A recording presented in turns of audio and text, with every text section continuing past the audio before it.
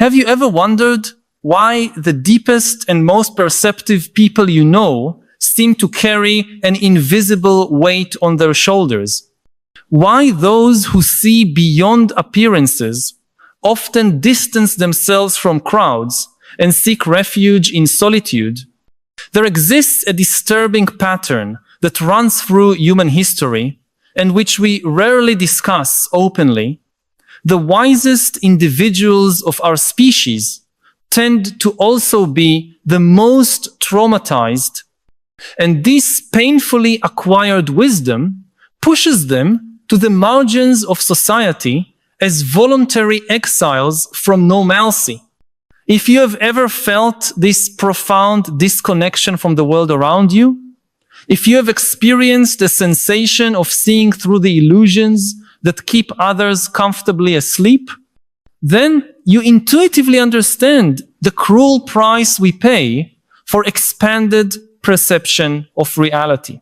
This is not a casual or melancholic observation about introverted personalities. It is a systematic phenomenon that has shaped entire civilizations and continues to define who we are as a species. From Greek philosophers who drank hemlock for questioning established truths, to medieval mystics who retreated to monasteries after transformative experiences, from modern artists who created masterpieces amid mental crises, to contemporary scientists who discovered inconvenient truths about our nature, history is replete with brilliant minds that paid a devastating emotional price for their ability to see beyond the veil of social conventions. Trauma, contrary to what our wellness culture would like to believe, is not simply an obstacle to be overcome or a wound to be healed. It is often the most powerful catalyst for the development of profound wisdom. When we experience events that destroy our basic assumptions about how the world works, when our comfortable mental structures are shattered by realities we can no longer ignore, our mind is forced to reconstruct a more complex and nuanced understanding of existence. This process of cognitive and emotional reconstruction generates insights that are simply not available to those who live lives protected by normalcy. Consider for a moment the typical journey of someone who develops deep wisdom. It often begins with some form of rupture.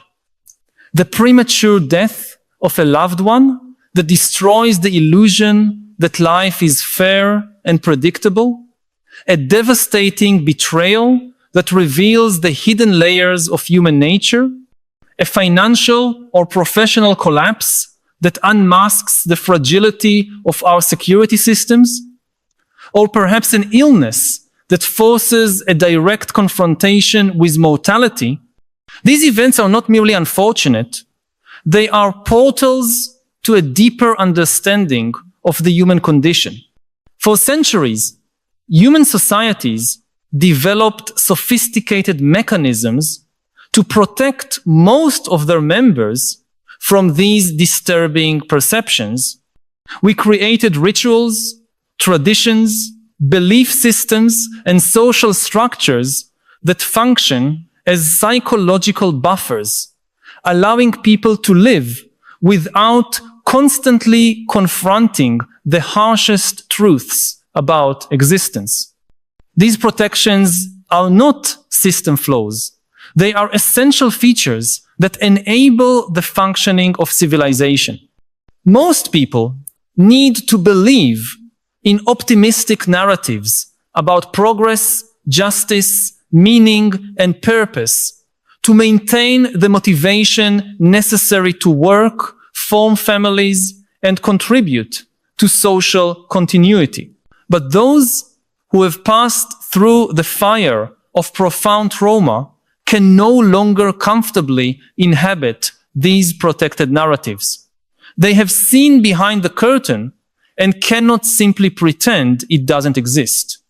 This expanded perception becomes a constant source of alienation. In casual conversations about career plans, they hear the subtexts about mortality and transience.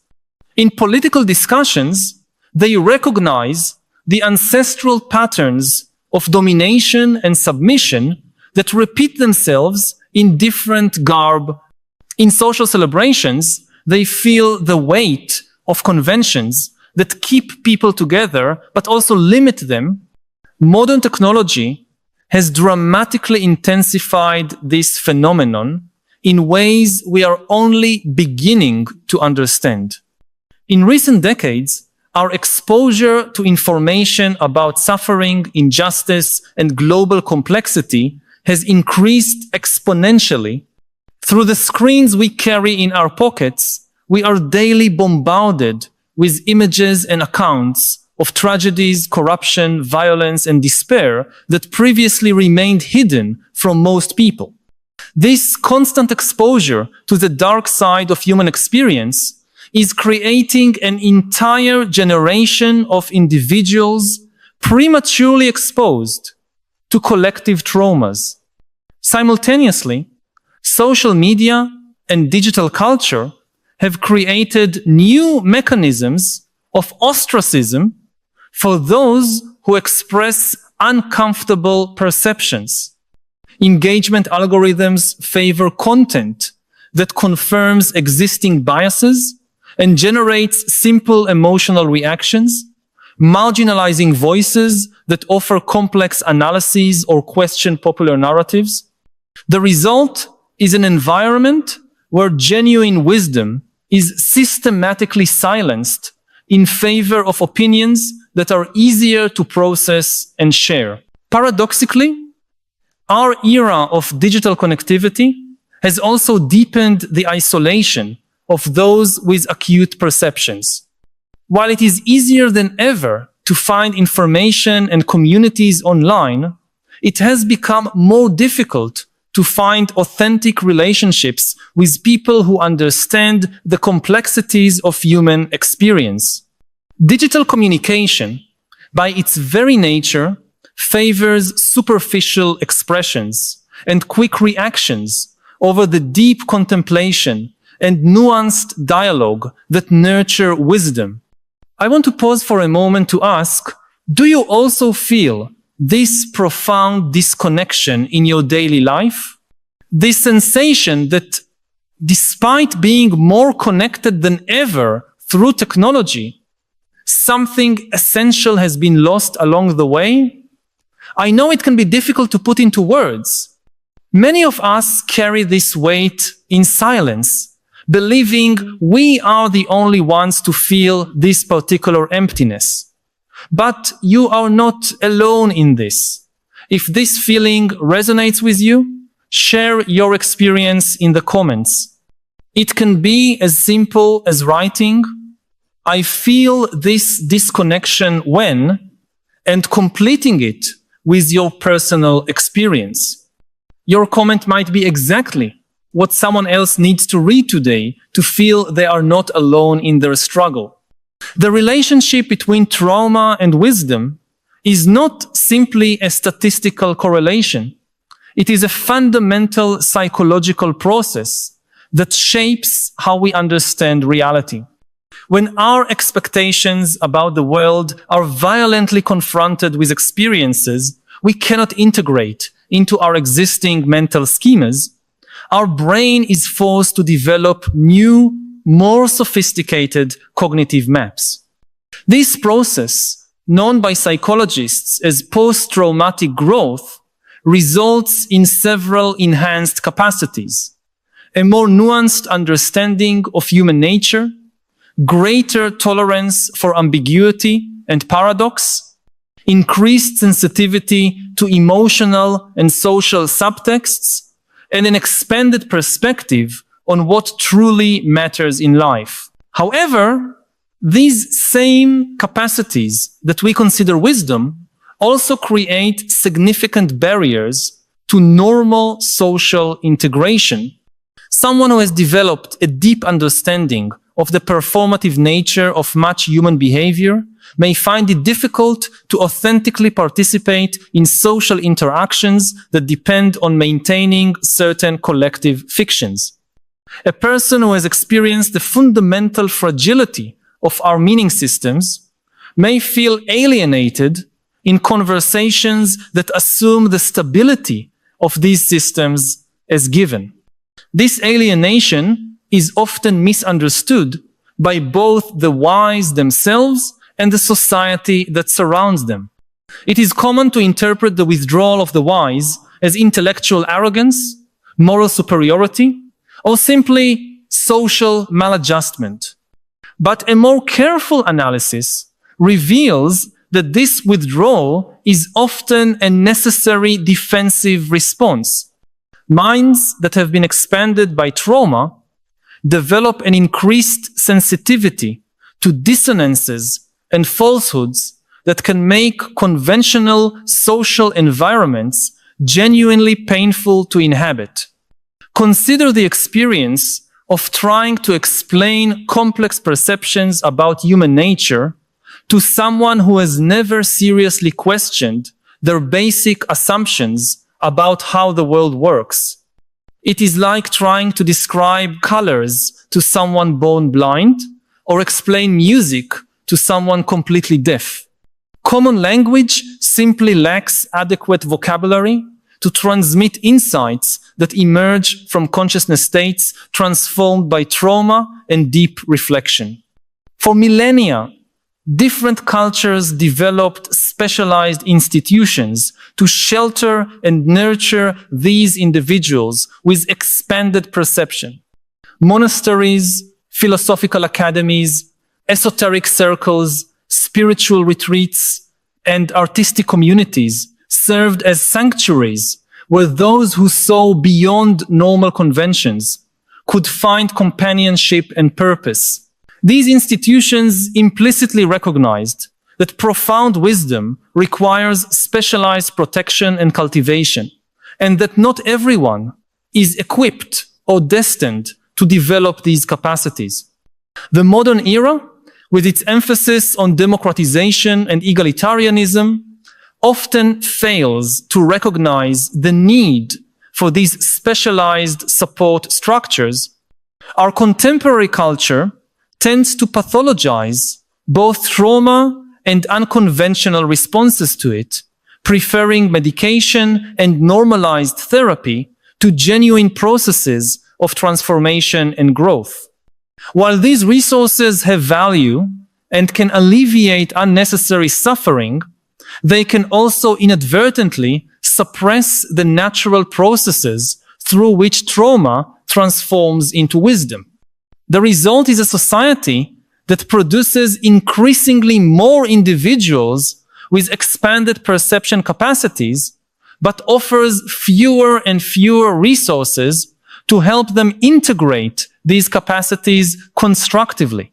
Many end up navigating complex psychological territories alone without adequate cultural maps or support communities.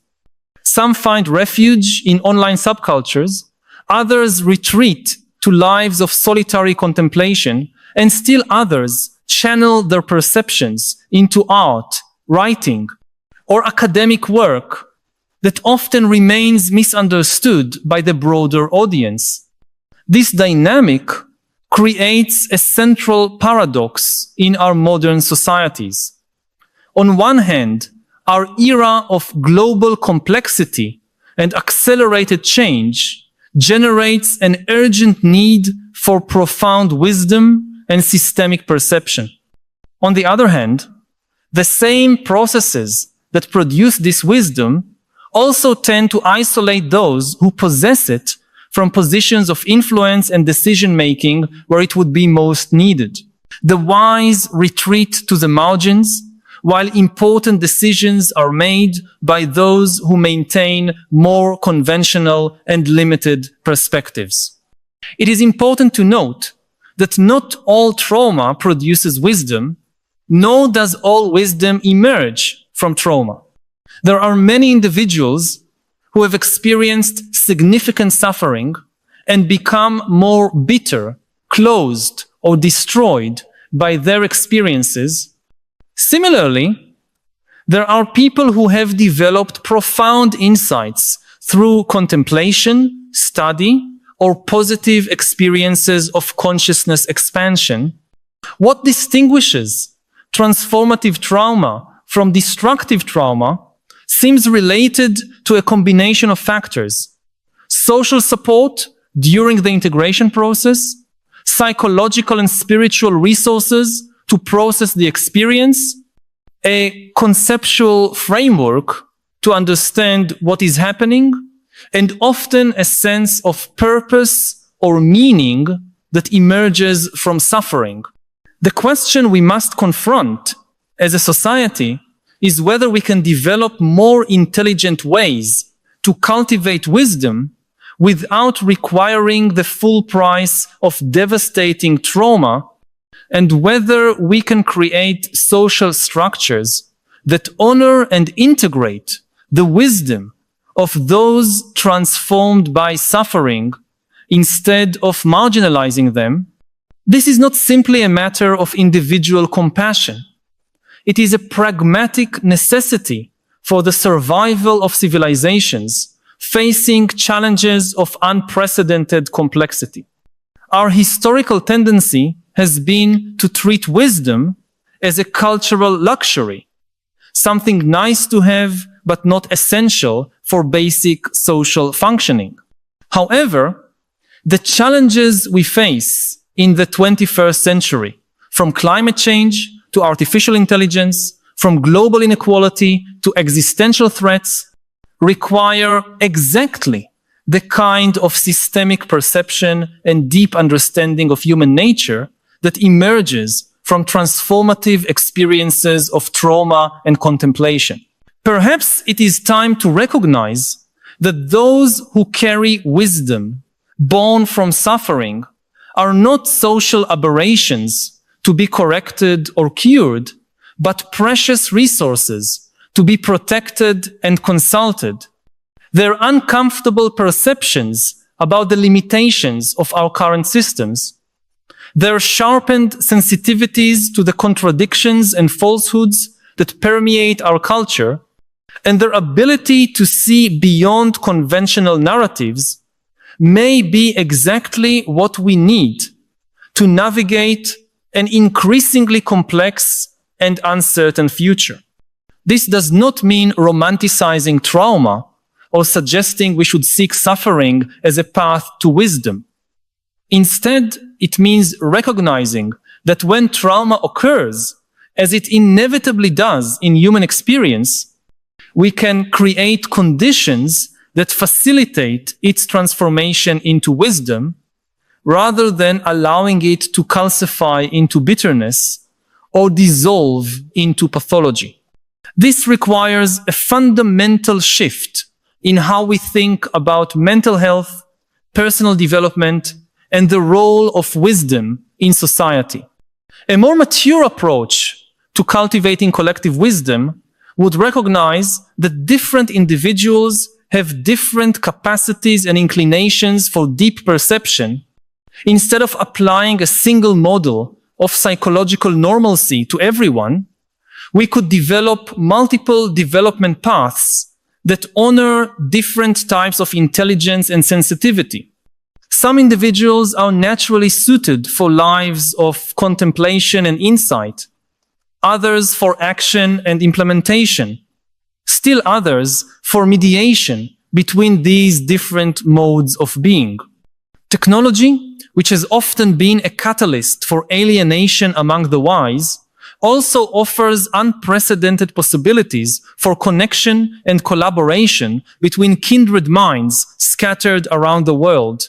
Digital platforms can enable the formation of virtual communities of practice, where individuals with expanded perceptions can share insights, offer mutual support, and collaborate on projects that require collective wisdom.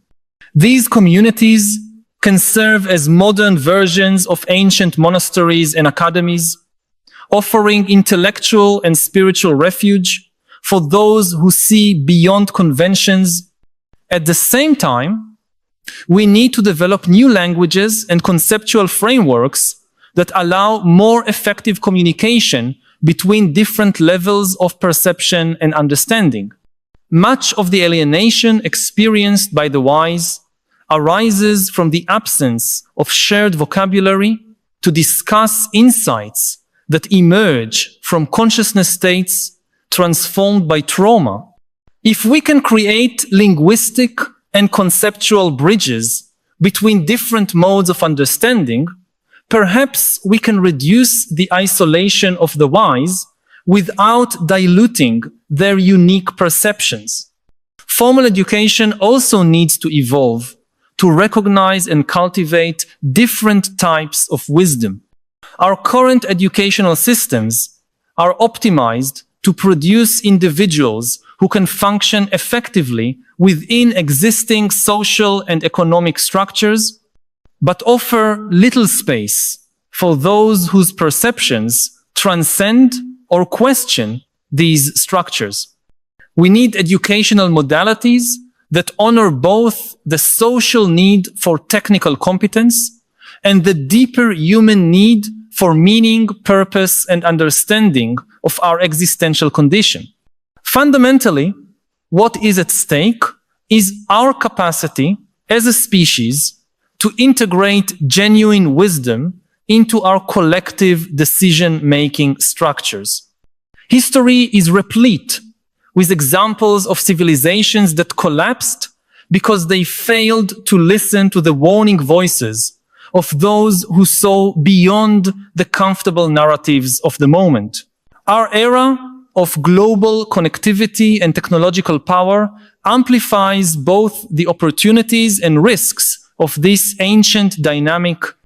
If these reflections have touched on something you have been feeling, but perhaps have not found words to express, know that you are not alone. By subscribing to this channel, you will connect with a growing community of people who share your concerns and your desire for a deeper understanding of the philosophical challenges of our time. Each week, we meet here to explore together the great questions that define our era and to seek not only understanding, but also wiser ways of living amid the transformations we are witnessing. This is not just a channel, but a space for dialogue and collective growth. Join us on this continuous journey. Subscribe so we can continue this essential conversation about how to live with more wisdom and purpose in a world that often leaves us disoriented and divided. The pattern we observe, where wisdom and trauma walk hand in hand, creating wise exiles from their own societies, is not an immutable law of human nature. It is a particular configuration of our social and cultural organization that can be transformed through collective understanding and intention. The first step is recognizing that this pattern exists and understanding its implications. The second is deciding whether we want to continue wasting the wisdom of those who have been forged by the fire of transformative experience, or whether we want to create more intelligent ways of honoring and integrating their unique perceptions.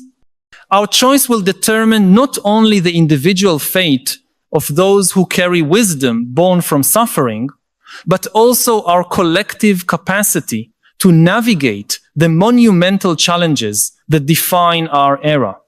In a world of growing complexity, we simply cannot afford to marginalize those whose perception has been expanded by the deepest experiences that human life offers.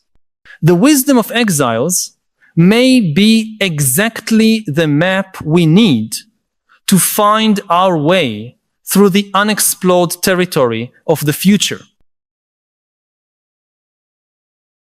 Humans are the most intelligent animals on the planet. They are also the most delusional entities on the planet. A super intelligence is likely to be super delusional as well.